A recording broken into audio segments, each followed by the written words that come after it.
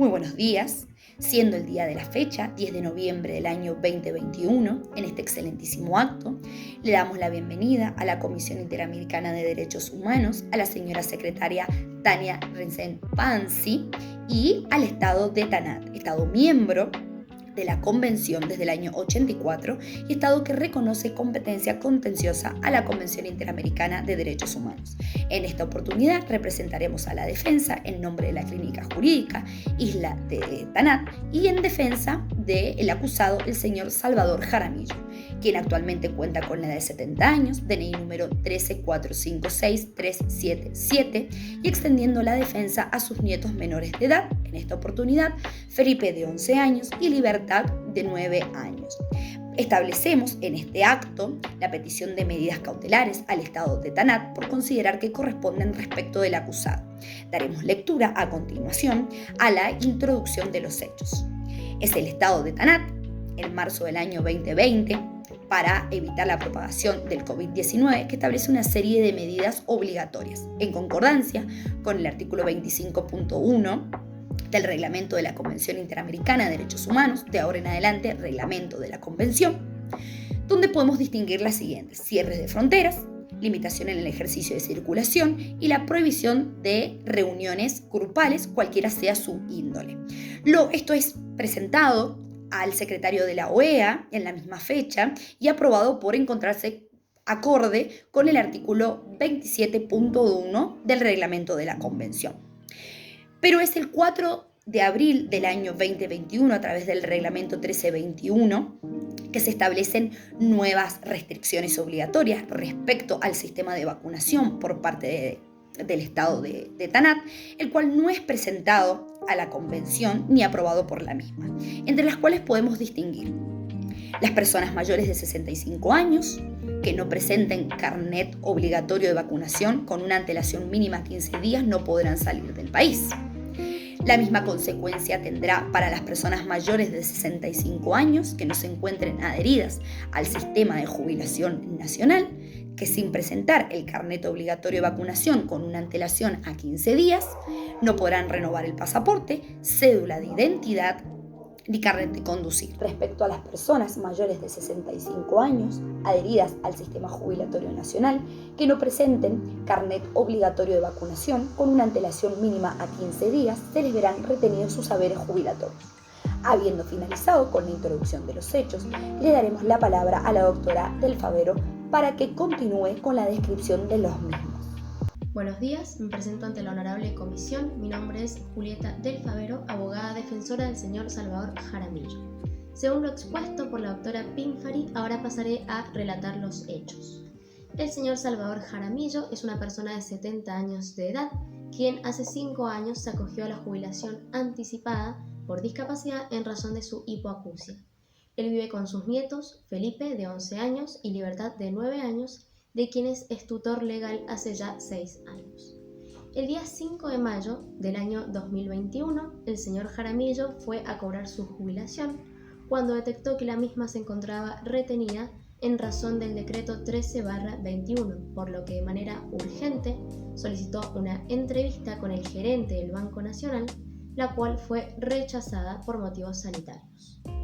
Decide acudir a la Dirección de Seguridad Social, donde interpone un reclamo de su situación personal, estableciendo que tenía el derecho a la objeción de conciencia frente a la obligación de vacunarse, ya que las consecuencias médicas corrían por su cuenta. La dirección le informó que debido a la discusión jurídica que traería su caso, debía acceder a la vía oportuna, por lo que el señor Jaramillo interpone un recurso de amparo donde manifiesta que la aplicación del decreto 13/21 viola el derecho a la propiedad, entre otros derechos, en razón de que los haberes retenidos son el único ingreso que puede satisfacer las necesidades básicas propias y de su familia. El recurso no solo es rechazado, sino que la legislación de Tanat considera a la sentencia definitiva e inapelable. Por lo que el 4 de agosto del 2021, la Clínica Jurídica de la Facultad de Derecho de la Universidad Nacional de Tanat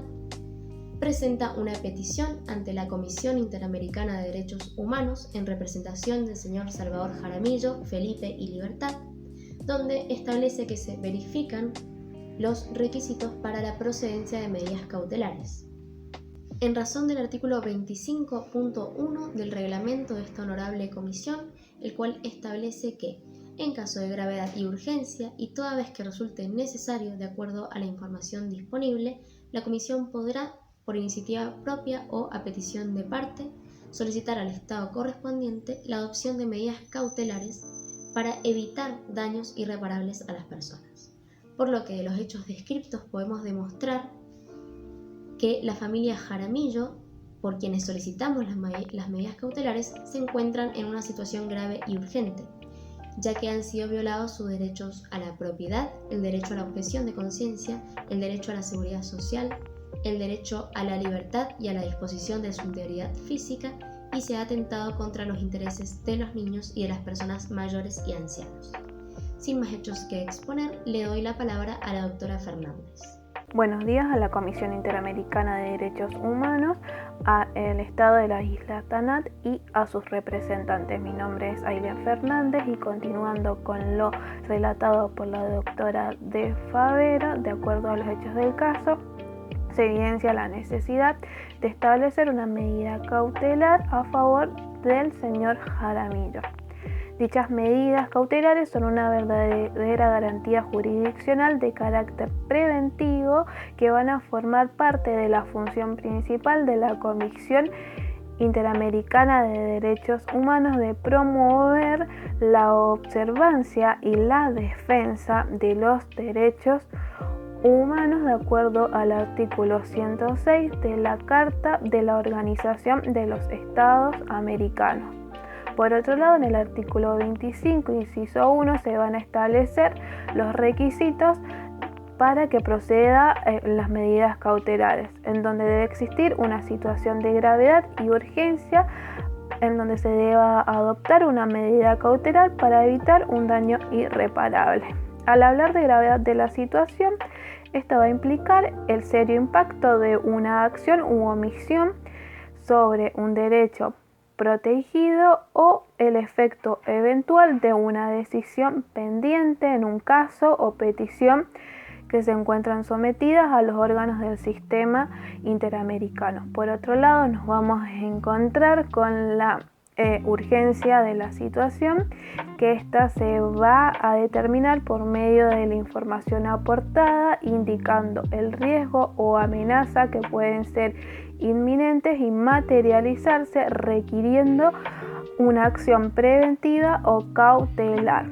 Por otro lado, nos encontramos con un daño irreparable. Esto se refiere a que existen ciertos derechos que por su naturaleza no pueden ser ni reparados, ni restaurados, ni tampoco sometidos a una indemnización.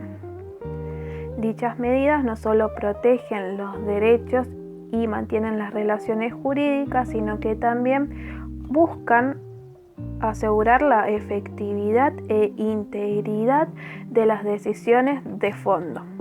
Las representantes del Estado alegan que no existe un daño irreparable, dado que los haberes se encuentran retenidos y serán devueltos al señor Jaramillo cuando cumpla con lo establecido en el decreto. Pero de acuerdo al Plan de Viena de 1993,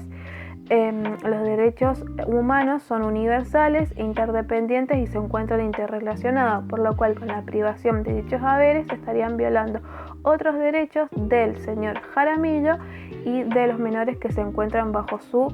guarda y dependen económicamente de él. Cedo mi palabra al doctor Dalmiro Funes. Me presento ante la honorable comisión. Mi nombre es Dalmiro Funes, representante del señor Salvador Jaramillo, y saludo respetuosamente al Estado de las Islas de Tanat y a sus abogados defensores. En primer lugar, podemos observar que existe una privación al acceso y disfrute al derecho a la seguridad social del señor Jaramillo. La Declaración Americana de los Derechos y Deberes del Hombre establece en su artículo 16 que todas las personas tienen el derecho a la seguridad social que las proteja frente a las consecuencias, ya sea de la vejez, de la desocupación o de la incapacidad, que proveniente de cualquier otra causa ajena a su voluntad, la imposibilite, ya sea mental o físicamente, para la obtención de los medios de subsistencia. A los efectos de reforzar este punto, invocamos un antecedente de la Corte Interamericana de Derechos Humanos, el caso Muelle Flores contra Perú, donde se solicita como medida provisional el establecimiento provisorio de una pensión en favor de la víctima hasta que se dictare la sentencia sobre fondo y reparaciones. En este caso, la Corte se pronuncia por primera ocasión respecto a los derechos a la seguridad social y en particular sobre el derecho a la pensión de manera autónoma y como parte integrante de los derechos económicos, sociales, culturales y ambientales. Además, señaló que del artículo 45 de la Carta de la Organización de los Estados Americanos se puede derivar los elementos constitutivos del derecho a la seguridad social. Por ejemplo, que es un derecho cuya finalidad es proteger al individuo de las contingencias futuras que en caso de producirse ocasionarían consecuencias perjudiciales para la persona, por lo que deben adoptarse medidas para protegerla. Es importante destacar que la imposibilidad de obtener los medios de subsistencia para un nivel de vida adecuado podría a su vez privar a la persona de su capacidad para ejercer el resto de sus derechos. Esto significa que la seguridad social debe ser ejercida de modo de garantizar condiciones que aseguren una vida, una salud y un nivel económico decoroso.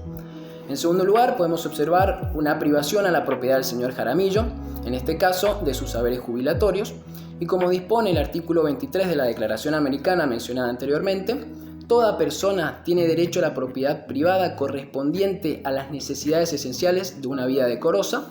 y que contribuyan a mantener la dignidad de la persona y del hogar. Esto pone de manifiesto la importancia de proteger los haberes jubilatorios, ya que no solamente implican los medios necesarios para satisfacer las necesidades esenciales del señor Salvador, sino también para sus nietos. Por último, y siguiendo en sintonía con los fundamentos legales, citamos el artículo 21 de la Convención Americana, el cual establece que nadie puede ser privado de sus bienes, excepto mediante el pago de una indemnización justa, la cual en este caso fue omitida por el Estado de las Islas de Tanat. Muchas gracias, cedo mi palabra al doctor Galleguillo. Me presento respetuosamente ante esta comisión, ante el Estado miembro de la isla de Tanat y ante sus abogados defensores. Mi nombre es Germán Galleguillo y vengo en representación del señor Salvador Jaramillo. Siguiendo lo expuesto por el doctor Funes, es necesario decir que en tercer lugar a mi defendido no se le atribuyó el derecho de objeción de conciencia, el cual garantiza que a todos los individuos no se los va a obligar por llevar a cabo acciones que vayan en contra de sus convicciones éticas o religiosas. En este caso no se expresó o no se exteriorizó la voluntad de vacunarse, ya que por motivos personales se decidió así no hacerlo. Aquí es donde toma una gran importancia el consentimiento previo, libre e informado, el cual está contenido en todo el sistema interamericano y el cual está siempre referido al ámbito del derecho de la salud de las personas, las cuales van a poder acceder a una información cierta, clara y veraz para llevar a cabo sus tratamientos médicos y para que también no puedan sufrir injerencias arbitrarias en su vida privada. Así lo establece la resolución 1/2021 adoptada por la Corte el 6 de abril de dicho año, la cual me permito su lectura. Las vacunas contra el COVID-19 en el marco de sus obligaciones interamericanas de derechos humanos. Además, la resolución 1/2020 establece también que o aconseja a los estados partes que lleven a cabo medidas en torno a lo que es la pandemia, las cuales dicen: toda restricción o limitación que se imponga a los derechos humanos con la finalidad de protección de la salud en el marco de la pandemia de COVID-19 tiene que cumplir con los requisitos establecidos por el derecho internacional de los derechos humanos. Esto quiere decir que estas medidas o estas limitaciones a los derechos siempre tienen que cumplir una serie de requisitos. Primero, el principio de legalidad, también tienen que ser necesarias para una sociedad democrática y tienen que ser estrictamente proporcionales con lo que se establece, siempre para atender la finalidad legítima que es proteger la salud. Y por último establece una especial protección a los grupos vulnerables, que aquí es donde se encuentran niños, niñas, adolescentes, adultos mayores también. Fundamentos legales de este tipo encontramos en los artículos 12 y 13 del Pacto de San José de Costa Rica y Por último, cabe agregar que pese a que la defensa del Estado reitere en varias ocasiones que las medidas adoptadas resultan acorde a la Convención, resulta claro de los hechos que el derecho de libertad de conciencia es insuspendible conforme al artículo 27 de ese mismo cuerpo legal. Le cedo la palabra al doctor Morales. Buenos días, mi nombre es Juan Ignacio Morales, representante del señor Jaramillo. Para seguir los lineamientos que han presentado mis colegas anteriormente, voy a resaltar que los representantes del Estado no han tenido en cuenta que han sido vulnerados los derechos de los nietos de nuestro cliente, Felipe de 11 años y Libertad de 9. Ambos menores se encuentran bajo la custodia del señor Jaramillo, de quien reciben alimentos, educación, obra social, entre otras atenciones que son importantes para la crianza y buen crecimiento de los menores. Al haber dejado sin el cobro de los haberes jubilatorios a esta familia, se la ha dejado sin aquel sustento económico con quien solventaban esos gastos. Además de agregar que la Convención de los Derechos del Niño, en su artículo 12, inciso 2, dice, y me permito su lectura: los Estados partes tomarán todas las medidas apropiadas para garantizar que el niño se vea protegido contra toda forma de discriminación o castigo por causa de la condición, actividades, opiniones expresadas o las creencias de sus padres, sus tutores o de sus familiares. Además de agregar que en el artículo 3 de la misma convención nos deja claro que se debe velar por la protección de los intereses superiores del niño. En conclusión, con todo lo planteado en el presente pedido de medidas cautelares, en función de todas las pruebas legales y jurisprudenciales que han sido presentadas, concluimos que Salvador Jaramillo debería recibir una pensión cuantificada por la Comisión mientras dure el proceso en la Corte Interamericana de Derechos Humanos. Esto al haber sido privado del cobro de sus haberes jubilatorios, lo cual es una clara falta a su derecho a la seguridad social. Lo fundamos en el artículo 16 de la Declaración Americana de los Derechos y Deberes del Hombre y en el artículo 21 de la Convención Americana de Derechos Humanos. Además, para dar más refuerzo a este pedido, invocamos un caso anterior, el cual es el caso Muelles Flores versus el Estado de Perú, en el cual la Corte se inclinó hacia la protección del derecho a la seguridad social.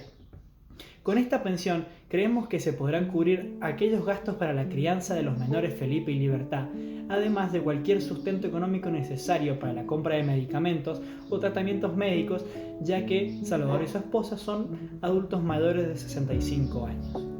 Con las siguientes medidas creemos que se podrán solucionar las lesiones que han sido provocadas, además de evitar que las mismas pasen a un plano mayor, ya a ser irreparables. Sin más que agregar, concluimos el siguiente pedido de medidas cautelares. Esperamos la respuesta de la Comisión. Muchas gracias.